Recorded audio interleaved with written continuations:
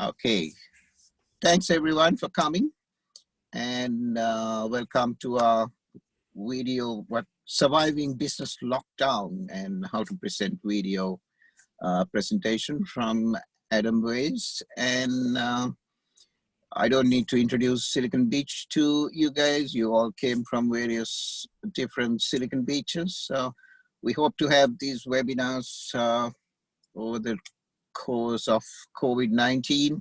I don't know how long this is going to last. Today I heard that pubs and clubs won't be allowed to open till October. So that means we won't be able to have our usual Melbourne Silicon Beach pitch night till October. So we are having the pitch night virtually. So this Thursday, that is tomorrow evening, we have a networking event which we call Silicon Beach Connect. You're welcome to come.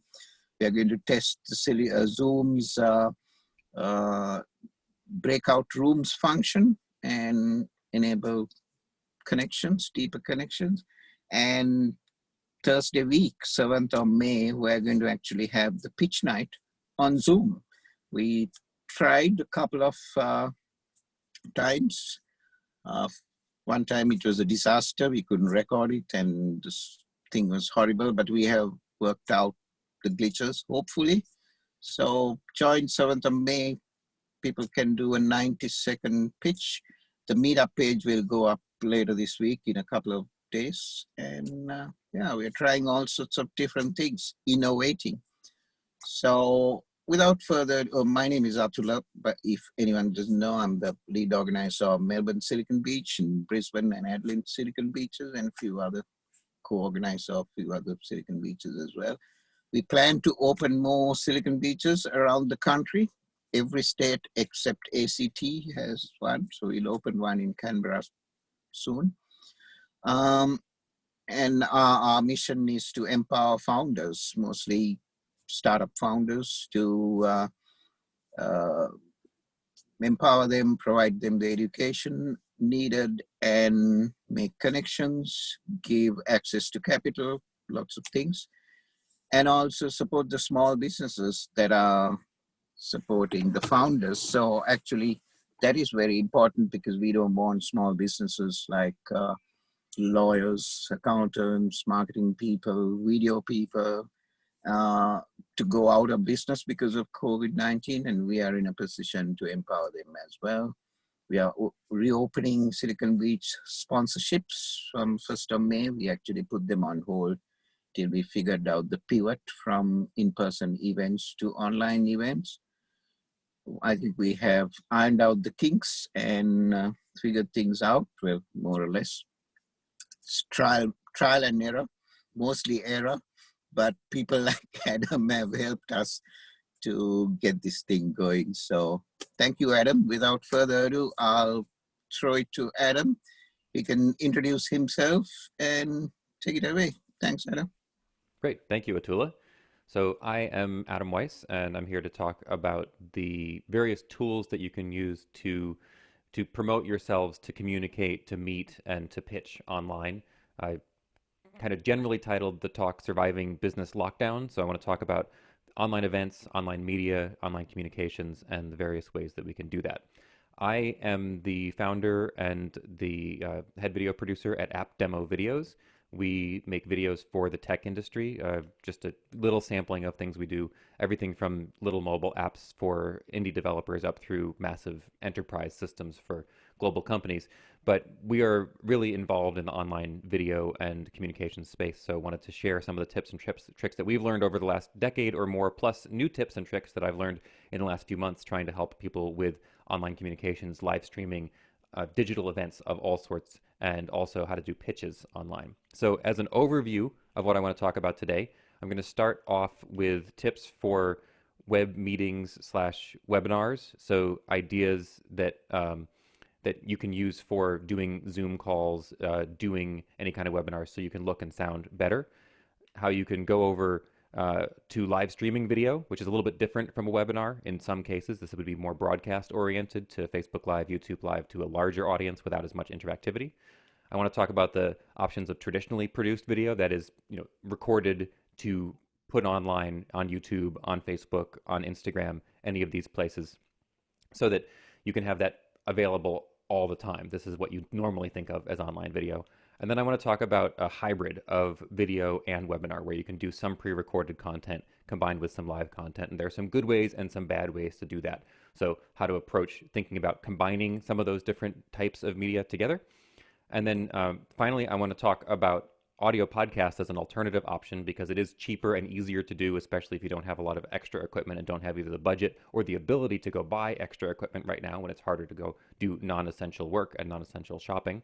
So to talk about how audio podcasts are a really viable alternative that's out there, and then finish up by just how you think about choosing which one of these is the right place, and then talk about Q&A.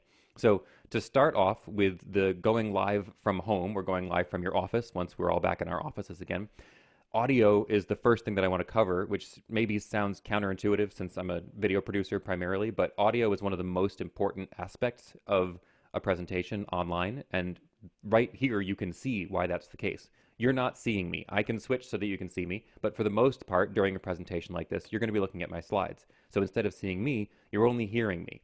And by hearing me, that means that my voice is the most important thing I can use to communicate. So I need to make sure that I'm understandable and that you can that it's clear what I'm saying. I'm not saying that I have to sound really, really good. And I'm not going to give you a bunch of tips about how to have the absolute best possible professional sound during an online streaming session, because that's not practical for most people to accomplish unless they want to spend a lot of money. I'm using a professional microphone here set up with a mixer and all sorts of things, but most people are going to be using what they have. So I want to talk about how you can use what you have to be understandable, and then if you can want to, you can go a step beyond that to really good audio. But making sure people can hear you is the most important thing. Honestly, if you think about it, when you attend webinars like this, there are something like 20 people in the call right now, and some of you probably aren't watching at all. They're probably listening. People who watch TED Talks don't generally watch the whole TED Talk, even though they're only 10 or 12 minutes long. They'll hit play, they'll switch tabs, they'll multitask. People multitask all the time, but they are listening. So the audio is very important because people will be listening either way. So in order to talk about audio, microphones are very important there, but again, I'm not going to say go and buy, this is a $5,000 voiceover microphone. That's one of the top ones in the industry, but there's no need for this in most cases. There's no need even for this microphone, which is a few $100 more video-oriented or radio-oriented microphone that I'm using. You can use a microphone much more like whatever came with your phone, say the Bluetooth earbuds that you wear to the gym. Any variety of devices you have microphones built into them, and that would be a good place to start when you're looking for understandable audio.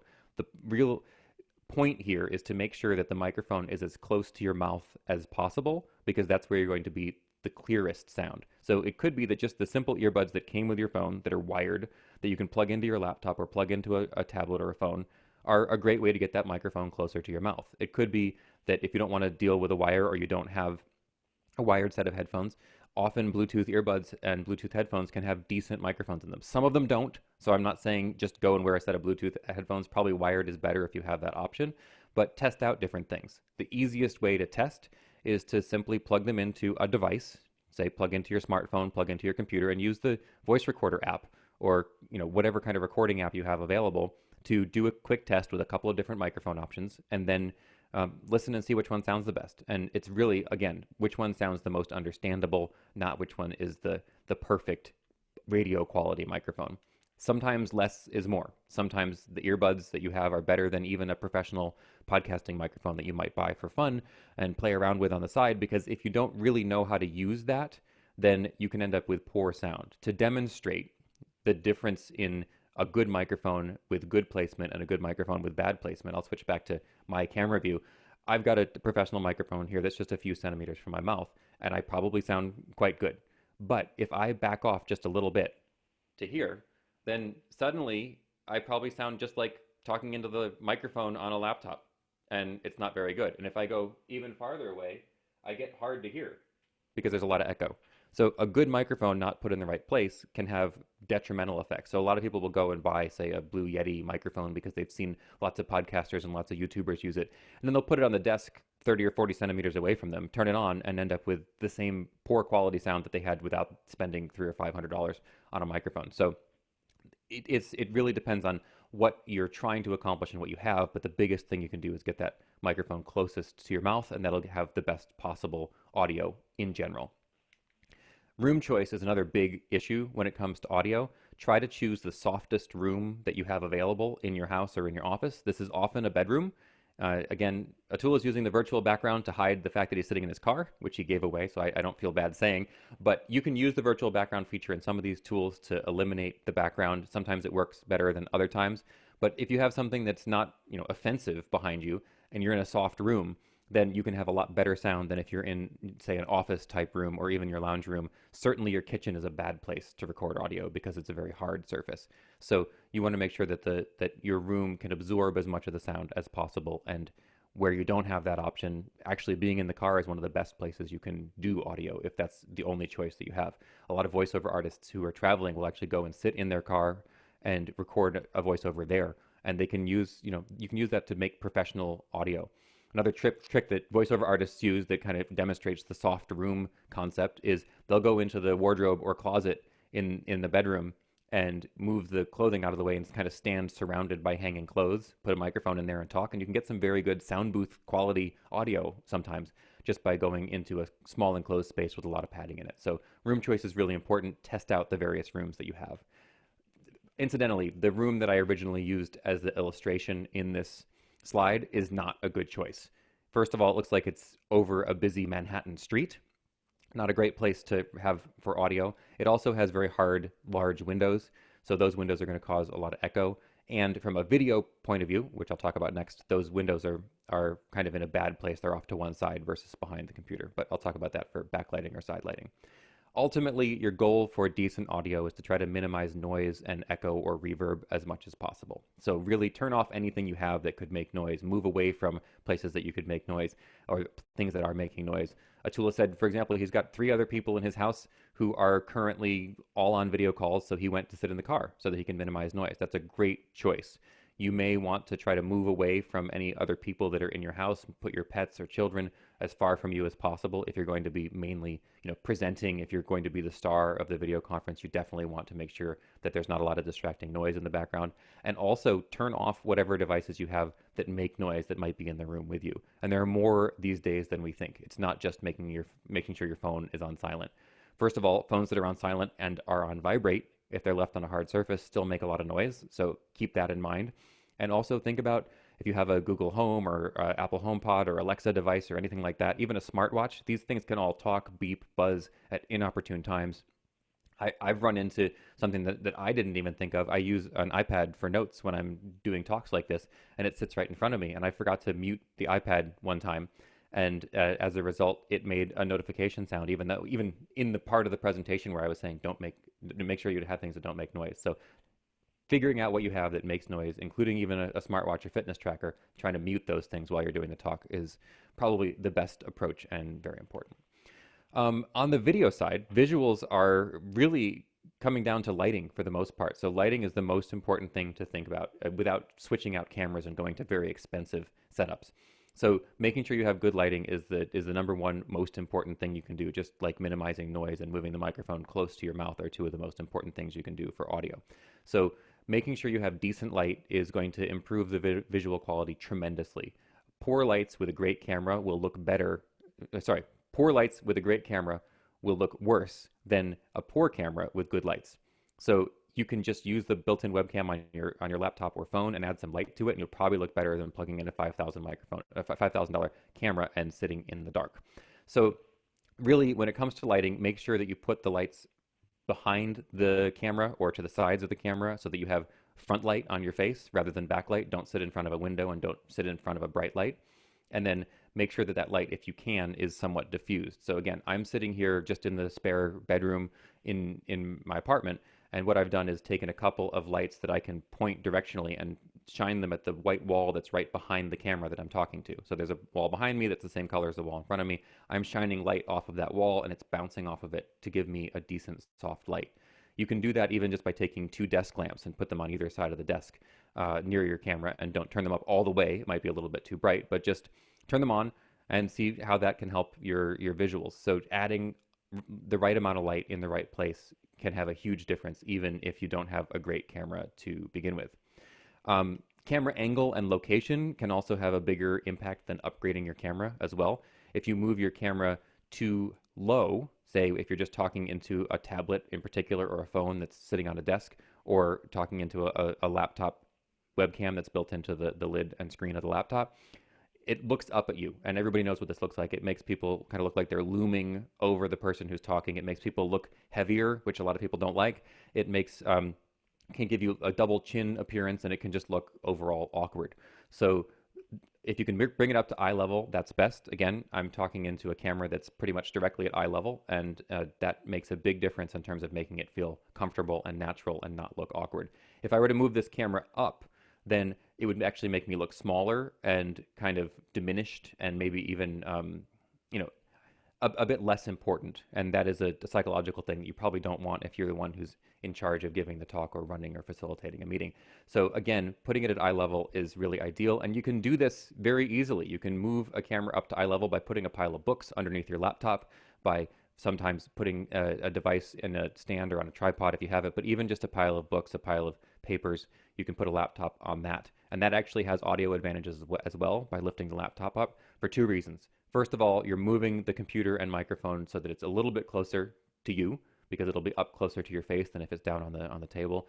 And you'll get it to the point where you're not touching it and not messing with it. And those are things that cause a lot of noise issues. If you have a set of earbuds plugged into your laptop, that causes less problem than if you're not having any kind of microphone plugged in. But if you're not using an external mic, any kind of typing, clicking, interacting with the computer can make a lot of noise, to the point where even though I'm sitting here at a desk in my spare bedroom and not giving a presentation in front of a large group of people, I still have a presentation remote that I'm using to change the slides, because that means that I'm not clicking, I'm not messing with the computer, because that's noisier than this little clicking button. Even though I'm talking into a professional microphone that's right here, I'm making sure to change the slides with something that's pretty silent, and that can make a big difference. So if you have anything like this, pull it out even for a webinar type presentation. It can make a big difference.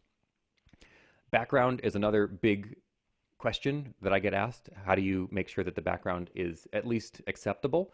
So virtual backgrounds are an option in in a lot of software. Zoom is probably the most popular webinar and online meeting software at the moment. But the virtual backgrounds are something you can turn on. But there are issues with virtual backgrounds. If you don't have a perfect background to begin with, the virtual background can remove more or less than you want it to and look kind of awkward and like you're coming out of some kind of soup of whatever it is that you have posted behind you.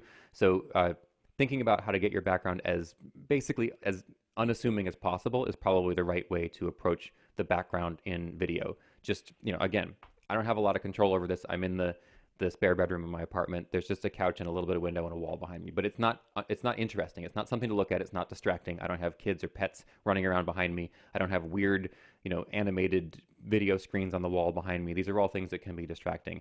A room that doesn't have a lot of depth is better than a room that does, especially if there's any motion that could happen in there. If you have a partner or a pet that could walk around in the background, that's going to immediately draw people's eyes. So just try to pick the most unassuming background you can and go with that. That'll help, even though you don't have the ability to do perfect backdrops when you're stuck at home. If you're just in your office or in another environment, even a place with some depth can be cool to watch, but it can be cool to use for people who are watching, so you can see more of the office and see more of the space, but make sure that there aren't distracting things going on back there. No people back there, or if there are people back there, they're going to be staying at their desks and not doing anything that's going to draw people's eye. Kind of like on the news, sometimes they have the newsroom behind the person who's speaking, and that's not too distracting as long as people aren't running around and waving things and yelling at each other. And then finally, I want to talk on the video side about camera options, because camera options are something that I mean, you have a choice. You may not think that you have a choice. It's actually really hard to go and buy a webcam online right now. They're all sold out everywhere. But you probably have a few things with cameras attached to them that you can use, and thinking about which camera you use and how you use it is really something that's worth considering, especially if you're going to be the main person talking during an event. I'm not saying that you should use a professional camera like this, although this is actually basically the camera that I'm using right now to talk to you. You don't need to spend thousands of dollars on a professional camera. You could get probably acceptable and even impressive looking video by potentially using your smartphone or a tablet camera. People don't realize this, but the front-facing camera on a smartphone or a tablet is actually really, really good these days, because people use them to take selfies. They use them for still photos. The webcam that's built into your laptop is probably 1080 HD at best, but maybe even 720. It's not a great front camera for video or for stills, But if you have a smartphone that's at all modern, it probably has a high quality front facing camera. And if you can lift that up in front of you, it might be time to take out your selfie stick or to figure out a way to attach your camera, your phone to a tripod. You can talk to that. And that actually allows you to get the camera up to eye level very easily. It's pretty lightweight and easy to prop up. And gives you the ability to talk directly to it and be a little less awkward in terms of your visuals and the way you look, because talking to the camera is easier if you're talking to a small screen versus a bigger screen. So it could be that just using a tablet or using a phone, even if you have to join a meeting twice, like I am right now during this call, if you look, there are two Adams in here. That's because I have a smartphone hooked up so that I can look at the camera basically, but still see when people are talking by setting up a smartphone below the lens. So that is another option. You can join meetings more than once, especially if you have a paid Zoom account, or if you're using a system where there's no limit to the number of people who are joining or the time limit based on the number of attendees. Okay, so before I get into some of the actual media types, I want to go over one last thing about going live from home, and this is about how you look and how you behave. I'm not here saying you need to dress well and comb your hair and those kind of things. That's, you can take care of that. The point really is to make sure that you're fully prepared for the presentation and anything that could come up during it, especially if you are the main person who's pitching, who's presenting, who's facilitating. Number one is make sure you have extra water or something else to drink next to you, because you don't want to have a coughing fit. You don't want to run out of water in the middle of a presentation and need to get up and leave. Having to get up and leave and come back 20 to 60 seconds later is one of the most distracting and confusing things that can happen, because ultimately to the viewers, and here I am in a room, I'm in this little box. If I leave this box, even if I reach and do something out of this box, that's a little bit distracting. So if I can stay in the little box, that's better. So the ideal thing is don't do anything that requires you to go out of the box, and needing a drink of water or needing something else is really something that can be quite distracting. So make sure that you have enough water. Make sure that you've checked the reflections that could happen, especially if you wear glasses, or any other reflections in the room. I've actually just noticed right now that that I have some distracting background issues, so I'm going to make a quick camera adjustment.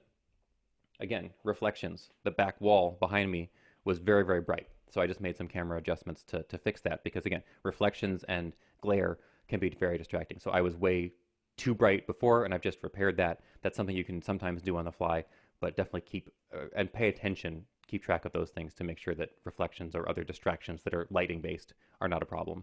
One thing that people don't think of is choosing the right chair. Make sure that you're not sitting in something that you can fidget in. I know that if I'm put in an office chair with wheels that swivels, then I tend to swivel it around and I tend to move. That's not a great habit, but it's something that is difficult to break. And especially if you're nervous and not comfortable talking on camera, it's something that can be a major problem. So what I've done here, instead of sitting in a nice office chair, I've taken one of the extra chairs from our dining room table and put it here, because it doesn't swivel, it doesn't move. I can just sit in it and I can't scoot around, I can't do things that are distracting. It eliminates distractions. You don't want you to be, you don't want your body language, you don't want your motion to be something that's distracting to the viewers. And the last thing in the going live from home section in terms of your behavior is make sure you talk to the camera. If you're not talking to the viewer directly, it feels awkward. So if I look at the computer that I'm using to do these slides, then it doesn't look like I'm talking to you. It looks like I'm staring off into space and not paying attention. The same thing if I had a screen over there, or many people set up their webcam off to the side. If I'm over here typing, it looks very strange. But if I look right at you, it feels very comfortable to you. It doesn't feel as comfortable to me, but it feels comfortable to you. And if you're really trying to sell something, trying to communicate to people and connect with them, being as comfortable as possible for the viewer is really, really important. So talk directly into the camera lens if you can. Certainly try to move whatever video screen that you're using to view the other people up as close to the lens as possible. You know, if you can rearrange things on your computer, even if you're using the webcam built in, so that the view of the other speakers is right up next to the webcam, that can make a big difference. And if you have trouble talking into the camera and you really want to try to make that eye contact, let's say you're pitching for $1 million to an investor, think about doing something to make it feel less like you're talking to a camera. I've seen people who take little stuffed animals and have them peek over the top of their computer right where the camera is so they can talk to the stuffed animal instead of talk to the camera. When I used to be on live television frequently, we were in a remote studio, so we didn't have a person running the camera, and talking right into the lens was awkward. So we actually took a pair of ping pong balls and put them on either side of the lens so that it looked like it had eyes and looked kind of like a puppet. And that was our thing that we talked to, and talking to those those ping pong balls made it look a little bit more like we were talking to the camera rather than staring off into space. So there are tricks you can do to make it easier to look into the camera, but definitely looking into the camera is really powerful in terms of connecting to your viewers. So on the side of, what are the various avenues you can take when you're trying to do online communications? Obviously, live streaming video is huge these days, and it's something that people are using more and more, whether it's webinar type presentations to medium-sized groups or massive live streaming as as is used for live television, and certainly for some of these concerts that have been going on around the world from artists' living rooms. So live streaming video, the main purpose of it is to allow you to engage with audiences in real time and make audiences feel like they were able to be there along with anybody else who's, well, normally along with anybody else who would be attending, but now nobody's attending. In any case, it allows you this real-time engagement, allows you to feel like you're there as an audience member. So you want to make sure that if you're doing live streaming video, you do it in a way that allows you to interact with the audience in some way. So just creating a video where nobody can ask questions, nobody can interact, nobody has any choice through polls or anything else over what's going on is more like just broadcast television, and broadcast television is highly produced and highly planned, and that's why it comes over so well. So if you're doing something that's less produced and less planned, trying to make sure that there's engagement will make those people feel like they're really part of it, and that's really important. Another good use of live streaming video is to give people a behind the scenes look at a business or a product or an experience. So this allows you to say, if you have a guest, when guests are allowed again, if you have a guest back at your audience who's particularly prominent, who you could have them come in and have a conversation with people online and with some of your staff to give people a behind the scenes look at how things work and who's available in the kind of stable of people you have for your business. So it gives kind of a cool way to do a more personal connection by giving a behind the scenes look, and ultimately it can humanize your product or humanize your company.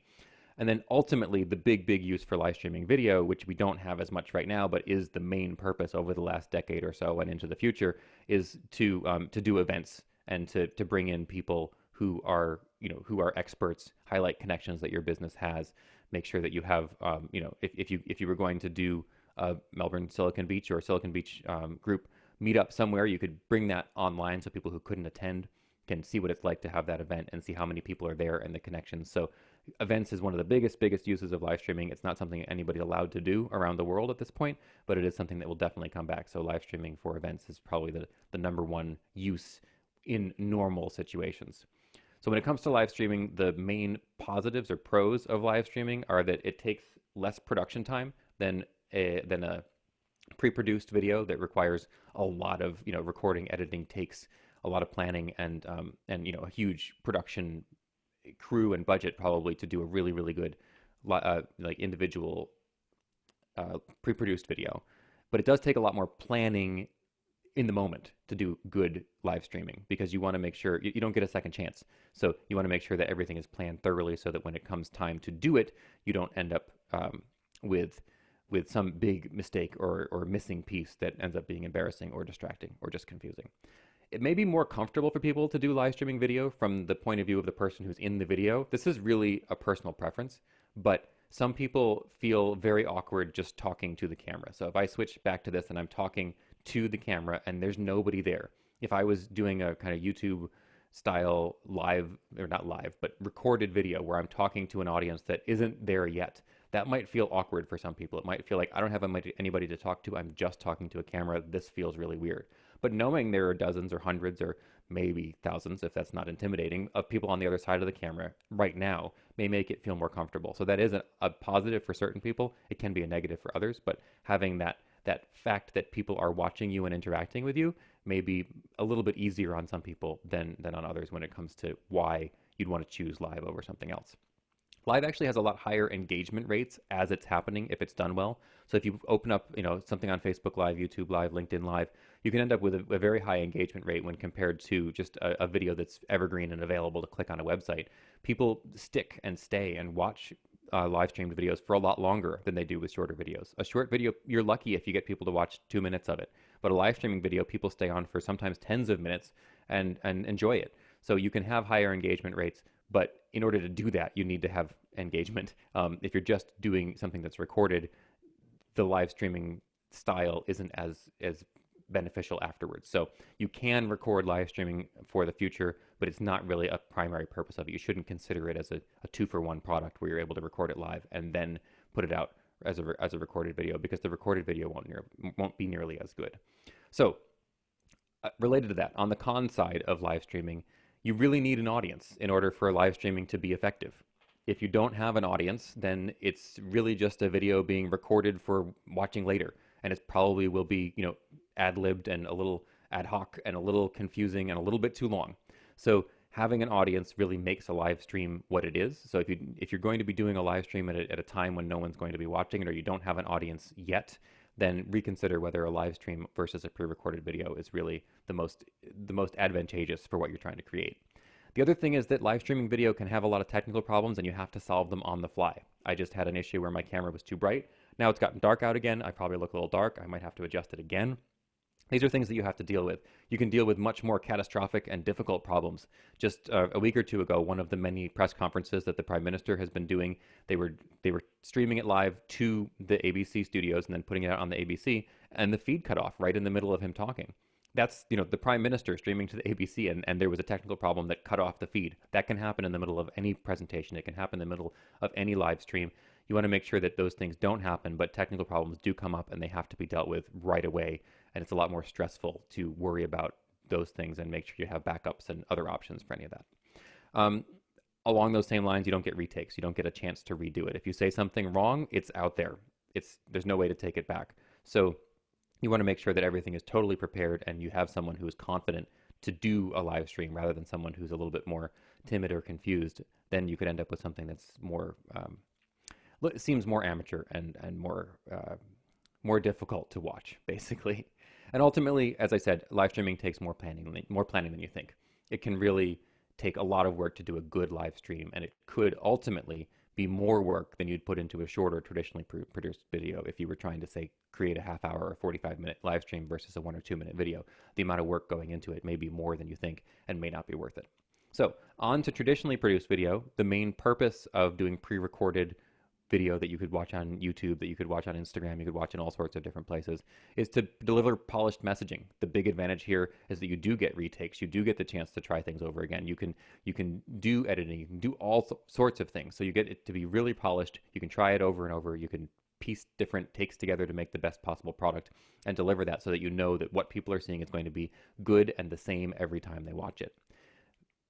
Traditionally produced video is great for advertising and PR purposes because you have control over that messaging, and it allows it to then be shared with others and have a chance to go viral, or at least be amplified by people sharing it and looking at it and it growing over time. It's not just this is happening right now. People can watch it a day, a month, a year later and still gather benefit from it, and they will watch it in the future more than they'll often watch live stream things that have been recorded. Another good purpose of traditionally produced video is for tutorial and support content. It's a lot easier to do this in a pre-produced, pre-recorded way than try to do it live. It's not really effective to do it live, but tutorial and support content is a huge place that people are using video online these days. We do a lot of those videos. We're actually making a couple of videos right now for telemedicine and telehealth-based systems to help people during the pandemic get better use out of these kind of systems. It's really important work to put out there, and tutorial and support content makes it easier to showcase that work and make it easier for people to use these telemedicine tools. So it's really important. And one of the other big places that people use traditionally produced video is in fundraising, Kickstarter videos or equity crowdfunding or all sorts of other things. It's a great place to make a polished message, put it out there, and hope that people then bite and either give you funds or invest in your product, either way. And there's lots of other things. I mean, traditionally produced video is the main type of video that people consume. It's the main type of video people interact with online. So I'm sure you're familiar with many, many more uses of this. So on the pros side of traditionally produced video, as I said, it's always available. It's there 24/7. It's going to be there in a year as long as you don't take it down. It's something that can work for you when you're asleep. It's not something you need to be doing over and over again. It's just there, and it can be perfect every time. It can be something that every time somebody watches it, they get the exact same experience that everybody else has ever watched it. You don't have to worry about the delivery. You don't have to worry about the effectiveness. It's going to be the same every time. It's also really easy to distribute. You can put it on YouTube, you can put it on Facebook, you can put it on Instagram, you can put it on Vimeo, you can put it everywhere. And people will get that same experience or close to the same experience everywhere. And it's really cheap to distribute. You don't need to have a paid account at any of these places to put a video up, at least most of them. You can put a video on YouTube and have it viewed 25 million times and not pay a cent. If you want 1,000 people to attend a webinar, it's quite expensive. So there's a big difference in cost and distribution complexity when it comes to traditionally produced video. And ultimately, it can be tailored to the platform. So you can create a version of the video that is for YouTube, a different version slightly that's for Facebook, a shorter square version for Instagram. You can do the same kind of production, but do different edits and really tailor it to the platform, which, again, if you're live streaming something from Zoom to both Facebook and YouTube live at the same time, and then that's it, it's the same thing everybody's seeing at the same time, it's a little less tailored and not necessarily the right fit for the platform that people are watching it on. On the con side, it takes serious skill to produce traditionally produced video. You need good equipment, you need good editing skills, you need video lighting skills, audio skills in order to do it well, in order to do it well enough that you stand up to other traditionally produced video out there. It's hard to make video that looks really good, and you want to make sure that if it's going to be a polished product, it is polished. You want it to look good, and you want to put the skills into that, which means you'll probably hire someone to help if you're doing a serious traditionally produced video. So it can be a bit more expensive, but not necessarily if you're going to spend, weeks of time putting together a massive online event. That could be just as much expense ultimately as doing a short video. And as a result, as I said, DIY can disappoint. If you try to do your own traditionally produced video and it doesn't look as good as your competitors, then people will be comparing you not only based on what you're talking about, but how the video looks and sounds. So if you have a really kind of amateur looking Kickstarter video compared to a really professional Kickstarter video and two similar products, people are much more likely to go for the really well produced video. In a lot of cases, if you have an extremely well produced Kickstarter video, that can actually make people suspicious. Why are these people trying to raise $100,000 for a product when they obviously spent $50,000 on a video? That's not a situation you want to be in, but you can have a happy medium there and a balance.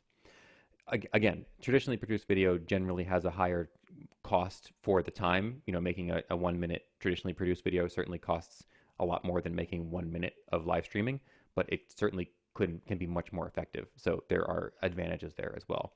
And the other thing that's missing is you don't get real-time engagement from traditionally produced video. It's something that people can comment on, people can share, but it's not something people can ask questions in live. So there are major advantages and major disadvantages depending on what you want to do. But I do want to share a quote from one of our clients. It's one of my favorite quotes we've gotten about traditionally produced video.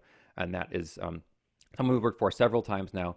And he says about one of the first videos we made for him, as far as our business has come, that video is still the best thing we did. It was the best investment we made. This is a person who said that they've raised $5 million US based primarily on the videos that we've produced for them. And those are all traditionally produced pre-recorded videos because they can be used 24 hours a day for years and years and years to continue getting interest, raising money, and gaining customers. So that's something that is a big, big advantage. You have to decide whether it's something you want to invest the time and the money in, but it's often extremely worth it. It can make the difference for a company, and it's more likely that a traditionally produced pre-recorded video is going to make that difference than a live stream. Okay, so almost to the end here of the video portion, I want to talk about a hybrid live and recorded combo, kind of. The purpose of a combo is often something like sales or training webinars. You can do combos in one of two ways. You could do a pre-recorded pitch, a pre-recorded presentation, a pre-recorded training that is the bulk of the presentation. It's the bulk of the webinar. Basically pretend that it's live, go through all the steps. Here's a training on how to use Zoom. We're going to go through all these steps, and then at the end you can answer questions live, but you don't actually have to have done that whole thing live. I could, in theory, because I've given this presentation before, even for Silicon Beach, I could have recorded that. I could play it back. You wouldn't necessarily know that I was doing that, but that can be kind of inauthentic. So you want to make sure that if you are doing that kind of thing, you're either very, very good at hiding the fact that you're doing it, or you're very clear on the fact that you're doing it so that it's not suspicious to people. So sales and training webinars are a good use for this. It can be good for lead generation. People do webinars where they say, all right, come watch our webinar. It's available on Thursday at 10 a.m. People will watch it, but it's really pre-recorded, except at the end you'll have a sales engineer or somebody else there to answer questions either in the chat or even during it. You can have chat answers that are live with a pre-recorded video. It's great for education purposes. Again, you can have a certain pre-recorded section that then is augmented by live discussion and live conversation afterwards. And it's wonderful for investor pitches. But in this case, you want to do it the other way around. You want to do mostly live with a little bit of pre-recorded. And I'll show you an example of that. You want authenticity. You want it to be you. You want it to be very clear that you're there and interacting with whoever you're trying to pitch to. But you can do the demo portions of your product demo, product video, product interaction in a recorded sense so that you don't have to worry about the stress of that. And I'll show an example of that. So some of the pros and cons, basically they're similar to live video. You have some of the same pitfalls, not too many of the disadvantages of traditionally produced. It's pretty much the same pros and cons as a live video. Even though some parts of it may be pre-recorded, the main thing is that you do get a chance to redo if you say create a webinar and you do a couple of different takes of it and choose the best one as the thing you're going to stream. Certainly fewer of those problems, as I said, but you really need to be mindful of authenticity. You need to make sure that what you're doing is either very clearly pre-recorded combined with live and you've disclosed that to people, or you need to make it totally seamless. You need to be sitting in the same background with the same clothing, with the same microphone, with the same headphones, with the same everything. And when you cut from the live to the from the pre-recorded to the live, to make sure that it's seamless. And again, that can be perceived as tricky, and it's not something that I actually recommend doing, but some people do it. If you are going to do it and you're not going to tell people, then you want to make sure that it's seamless. The coolest way to use this is this demo that I'll show. We've done this for several clients, and I can't show any of the actual client videos due to confidentiality issues, but we've made an example of this that is something that is just using the podcast app on the iPhone as a test case. But if I wanted to do a live demo of an app, but I'm stressed out about what a live demo of an app could look like on a stream because the app may not work right, there may be issues with connectivity, even just showing an app over a live stream is a poor user experience. I can show people what this looks like later, but you can't see anybody interacting with it. You can't tell where it's being touched all the time. It doesn't give the best impression. But this particular kind of demo is really powerful because you can make a live looking demo that's actually pre-recorded and even control it while you're giving the talk. So, for example, if I wanted to show off my podcast app, then I could say, here's the home screen. I can very easily scroll through and look at the various different shows that I have subscribed to.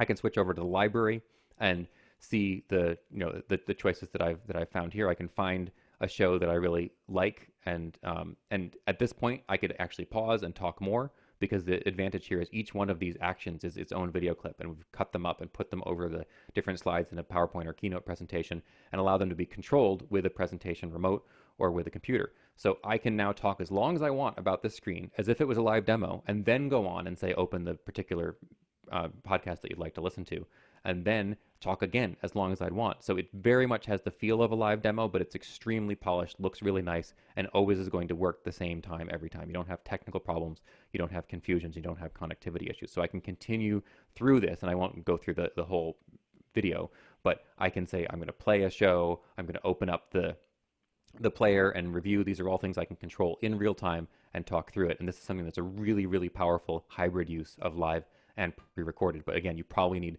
a professional to help make something this polished, but you could certainly do it for a web-based or a computer-based app just by doing a screen recording and then putting that screen recording cut up in pieces. And I'm very happy to talk to people about that at the end or offline afterwards, because this is something we do produce for clients. Okay, so the last thing that I want to talk about in terms of the different types of media that you can create before just talking about how they compare is audio podcasts. And this is something that, again, people have been doing podcasts for 15 years now. I've actually been involved in podcasts myself for 15 years. They are exploding in popularity. They kind of came out very strong a long time ago, went away for a little bit, and now they're exploding back. And it's not just because everybody's stuck home with the pandemic. They were exploding well before that. So people probably know that podcasts are really powerful tools. And one of the great things about podcasts is that you can create them without needing all of the fancy equipment that you'd need to do good, high-quality video, whether it's even live streamed or pre-recorded, but certainly much better than pre-recorded video. So the main purpose of audio podcasts fundamentally is some type of information sharing. You can use entertainment, you can do them for all sorts of other things, but podcasts are longer form. You're not going to make a 1-minute podcast. So you want to have information to share, even if it is for sales. It could be a content marketing purpose. One of the great things that you can do with podcasts is you can interview other people, bring them in to your particular space, and then share that interview you did with their audience. So content marketing is a great way to grow your audience using other people's audiences, and podcasts make that easy because you can talk to anybody anywhere in the world and you don't have to worry about what they look like. You just have to talk to them on the phone. It's great for longer form topics. It's great for conversations that are not just a few minutes long. I am personally not a fan of most podcasts that go on the same topic for an hour or more, but you certainly can do a 15, 20, 30-minute conversation with somebody very naturally in a podcast, even if you're not a super well-trained interviewer, and make some very, very good results. It's great for interviews. It's great for conversations. It's great for multiple people having interaction. I wouldn't recommend most people try to make a podcast where it's just them speaking alone for a long period of time. That's hard to do and hard to do well, but conversations with people are much easier. So it's something that I definitely recommend considering if you're talking about a podcast. And it's great for reaching varied audiences because podcasts are very accessible, not just in a people with disabilities kind of way. It is great for people who have vision problems, but it's also great for people who are really busy. The big advantage of podcasts over all other types of media is it's the only thing that you're asking people to basically layer on top of something else they're doing with entertainment or information. Watching a video takes time out of your day. If you hit play on a video, yes, you can multitask, but you've got to watch it if you're trying to get the visual content out of it. You can hit play on an audio podcast and go for a run. You can go for a drive. You can get on the tram and commute. You can do all sorts of things. You can walk the dog. You can do the dishes. You can do the vacuuming if you've got noise-canceling headphones. You can do all sorts of things when you're listening to an audio podcast. So the barrier to entry is much, much lower for people to listen to a podcast. They're basically being asked to make some boring part of their day more interesting rather than take time out of their day. So it opens you up to more audiences of busier and different types of people. And there are a lot of different demographics who actually listen to podcasts as well. So as I said, pros of audio podcasts, much lower barrier to entry for the listener. You're asking them to do something to make something boring more interesting rather than take time out of their day. They are much simpler to produce because, as I said, audio is one of the most important aspects of video. So you have to do the audio anyway. If you stop at the audio, you can get very good content without having to layer on all the visual and lighting and other issues. It's also a much easier ask of your audience. As I said, you're asking people to do something to make something more interesting rather than take time out of their day. So people are more willing to listen to a podcast and try it out than they are necessarily to start watching a long YouTube series. And it's much easier to achieve an authentic and casual feel. Again, if I'm talking into this camera and I'm not comfortable on camera, it'll be obvious that I'm not comfortable on camera. It'll look like I'm nervous. It'll look like I'm confused. It'll look like I have bad lighting, which I actually do at the moment. So I need to fix that because we've gotten dark again outside and I'm relying on some outdoor light. These are things that kind of break up that pierce the bubble in a way to say this isn't really real. It isn't really a personal connection. It is contrived in some way. But with audio, I can just talk into this microphone and I sound like I'm right here, and I can be talking to somebody else who sounds like they're right there, or maybe sounds like they're on the phone. It can be much more casual. It's much more comfortable for people to be on a podcast because they don't have to worry about how they look. They can only just worry about how they sound, in a sense, just talk on the phone. So it's great. And it also gives you more control. If you're interested in this and concerned about it, you have much more control over your own content and where the files live in an audio podcast than you do with video. If you put video on YouTube, YouTube reserves rights to use those videos in advertising. Same thing with Facebook. You have less control over how your content is used in the video realm if you're putting on any kind of the free video sharing services. But with audio podcasts, you generally put the file on your own server, or you pay to put it on a place like Liberated Syndication or Blueberry or something like that. And then that's your file. You can get control over whether it's taken down, how it's used. You can update those files with new sponsors, those kind of things in the future. So there are big advantages there if you're really worried about your intellectual property and the ownership of the files themselves. On the negative side, audio does require more editing than live video. Again, live video you don't get a chance to edit, but audio you do want to edit it to make sure it sounds good. So you don't want to just record a podcast live and then produce it and put it out right away. Another con that is a bit of a pro and a bit of a con is that audio quality is even more important with audio podcasts. So you want to make sure that you have really good audio quality. Just good enough is not really the case anymore when it comes to audio for podcast purposes, but it can be okay for video purposes, especially for live streaming. And as I said, you can reach different audiences, and this is a pro and a con. You may not be reaching the audience you're looking for with podcasts, but it is certainly it's something that is worth considering. You can reach different and broader audiences. Sometimes they're the ones you want, sometimes they're the ones you don't want. So think about that before you produce a podcast and do some research over whether your audience is actually listening to podcasts. Although these days, lots of people in lots of demographics and lots of jobs are, so it's probably not as much of a concern as it used to be. And also, finally, audio podcasts are not as good for quick social media sharing. If you come across a podcast episode on Twitter or on Facebook, you're much less likely to click play on something that's 29 minutes long than you are on a 30-second cat video. So you want to make sure that if you are using it in that way, it is something that is going to be shared with people who want to invest the time in listening to it. It's not a casual jump in and listen to a few seconds or watch a little quick cartoon animation that's funny like people do on Facebook. It's a little bit of a different commitment, so the approach is a little bit different. So I want to finish up by saying that there are lots of different platforms and lots of different options for how you would disseminate any of this stuff. You can do live streaming on YouTube, on Facebook, on Vimeo. You can do live streaming on Instagram now. People are making short videos for TikTok. You can put videos on Twitter of various lengths and various purposes. You can even live stream if you're a gamer. You can live stream on Twitch. There are lots of different purposes and lots of different platforms. So consider the platform that you're going to use when you're creating any of these products, and then tailor it to that platform. You want to make sure that Instagram videos are short. You want to make sure that they're square. You want to make sure that Facebook videos, for example, make sense without any sound, because most people don't turn the sound on a Facebook video unless they're really engaged with it.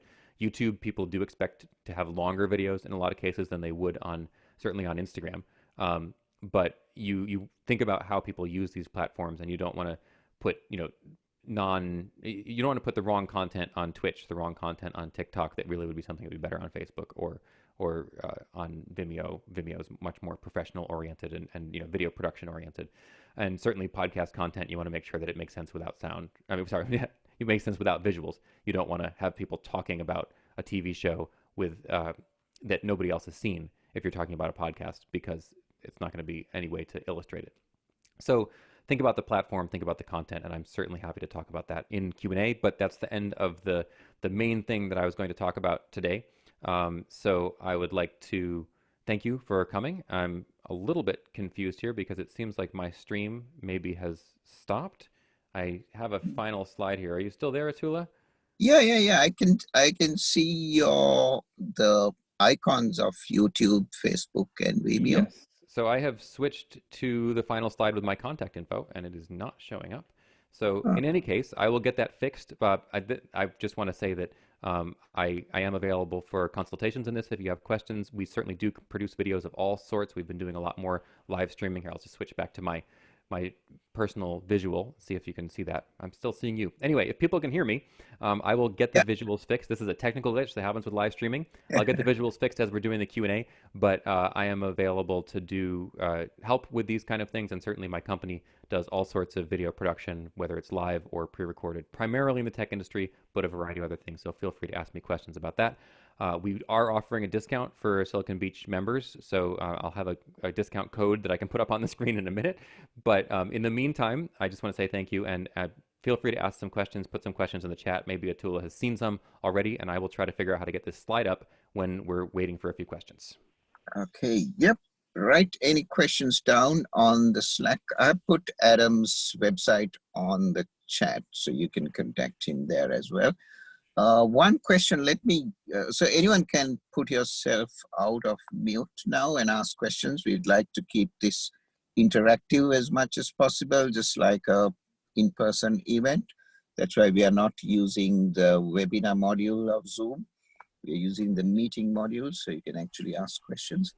One question that popped into my head was, Adam, we use YouTube. We have the Silicon Beach TV YouTube Yes. channel. All these recordings go in there. It has worked well. We get some people finding Silicon Beach through YouTube, so it's become a promotional channel as well. But now that we are producing a lot of webinar videos, we sometimes like to restrict the distribution of it to the people who attended. Now this one will go to everyone because it's good for it's a general knowledge. But how do you do that? Can you do that through Vimeo, or what's the option? Yeah, you can do a variety of different things. And it looks like I've gotten this fixed. So what I will do is I'll put up this slide with my Yeah, contact info and with that discount code. So if you come to our website or if you email me and want to put that in, then we're offering, depending on the particular product, somewhere between a 10 and 20% discount on various different services. So in any case, the control over a previously used recording or control over an event, really, it depends on the platform. But one of the things that I definitely recommend is figuring out kind of how restricted you want it to be. One thing that you can choose is, do you want this to be something people have to actually pay to watch afterwards or beforehand? If you want to pay beforehand, there are lots of platforms. You can use Eventbrite. You can use lots of different systems to charge for access. Afterwards, you can sell videos on Vimeo as well. You do need a Vimeo Pro account, but it's not the expensive level. It's really just the first level. You can sell videos on Vimeo as well, and that's a great place for educational, informational content. You can just sell it for a few dollars if you want. So that is a way to limit access, definitely. If you don't want to sell it, then, and I'll put myself back on the screen now because I've got that up for a little while. But if you don't want to sell it, you could certainly limit it on Vimeo with a password. You can say, all right, we're going to send out to everybody who attended the meetup a password to access this Vimeo file. That isn't something that is foolproof because anybody who wants to could share that password with other people, but it is a way to restrict access beyond just having a link. On YouTube, it's a little bit harder. You can limit YouTube access based on YouTube account, but you'd need the person's YouTube account email address to really limit their access. That's a good way to do really limited access on YouTube. Another way is you can just make it unlisted, so it's not searchable on YouTube. This means that people can find it if they have the link, but can't find it otherwise. We do this with videos that we've made that aren't necessarily something that we want to put out to the world because they're, say, one of a 4 video series, and we really just want to show the first one as an example, and then have the others if people want more information as a follow up, like, say, as a client portfolio example. So an unlisted video is a great option for that. But again, if somebody has the link to it, they can watch it. It's not a restricted link that would prevent people from accessing it if they were to be sharing it with people. But ultimately, any of this content, almost anything online, people can rip and share, and they can pirate it one way or another if they really want to. If that's a severe concern, use a system that really tries to prevent that. But for the most part, I don't think the content that you're producing or the content that most people are producing are really that's really relevant there. I'm not too concerned about people stealing content if it's an honor system and you're giving people, especially something that was free to begin with, but you just don't want it to be widely disseminated, then just a simple unlisted YouTube link is a great option. Doesn't cost anything, and it's very easy for people to use. It's the same experience as regular YouTube. It just isn't searchable in the YouTube search or on Google. Yeah. Yeah, we have to be careful between restricting and making it impossible for people to access even with the link. Yeah, so I know some people have shared private, they marked their YouTube video private, and I Yes. could visit. I have to, let that person, because I have several Gmail addresses and several, Yes. It I gets have much more complicated become if a you make paid. a video private. So I don't recommend using it that way unless you're sharing it directly with, like, if you have a small group of people who you're Mm, collaborating with and sharing drafts of something, private's great for that because you can know which account to use. But if it's for broader dissemination, I would say that yeah, just an unlisted link there, or unlisted. a password protected Vimeo link, which is a good way to do that Yeah, pretty straightforwardly. yeah. There are a lot of other systems out there you can subscribe to allow you to do Mm, video and in a more restricted way, but it's probably not worth it for most people. So I would yeah. look at either free on Vimeo or YouTube and just use Yeah, their restriction yeah. options. Silicon Beach doesn't have a Vimeo account. I might look into that because I think the quality of video is better on Vimeo. Is that correct? Compared to YouTube? It really depends. You can have very, very high quality YouTube video. You can put, they have 4K movies on YouTube that look really, really good. Vimeo does seem to have a higher minimum quality, which means if you don't have a great network connection, it actually takes longer to get a video to play on Vimeo, or sometimes it won't play, but you can end up with better quality. Vimeo used to be considered the one that was really for high quality video, but YouTube has upped their game tremendously over the last 5 to 10 years and really Mhm. has a lot of, they have very high quality 4K plus video. They have HDR video on YouTube now, so I think the quality difference is it's a lot different. But I mean, sorry, it's less different than it used to be. YouTube has really Mhm. increased their quality, so I would say that's less true in a sense. But the big thing that YouTube does, which is a great feature, but sometimes can be a detriment, is they're very good at dynamically adjusting the video quality based on who's watching. So if you have a poor Uh, internet connection, if you're watching from a mobile device, then you can end up with a pretty blurry, hard to see video on YouTube. But it's not YouTube's fault. It's actually YouTube trying to help. YouTube trying mhm. to make sure that the video is at least watchable or listenable. Yeah. But that means that you can run into situations. We've delivered a long time ago. We used to deliver drafts via unlisted or private YouTube links when we were creating videos for clients, and we switched over to a professional system. since then. But that when we did it on YouTube, one of the big complaints we got was the first 10 minutes, sorry, the first 10 seconds of the video looks blurry.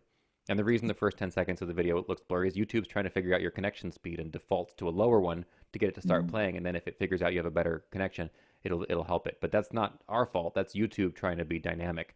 Where if you use a different system that doesn't try to do as much dynamic adjustment, it might take longer to get the video to load, but it'll look better from the first second. Okay, thanks. That's great. Anyone else have any questions?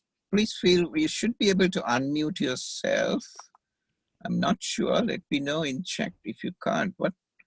Or you could click on mute all, and then people have the control over the mute. So you may have clicked mute all at some point.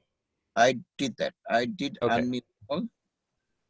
But so now, if you've been unmuted, you can remute yourself if you don't want to be unmuted. But if you have any questions, feel free to ask and we can cover them. Yeah. Feel free to ask away. Don't be shy. And also put your details on chat.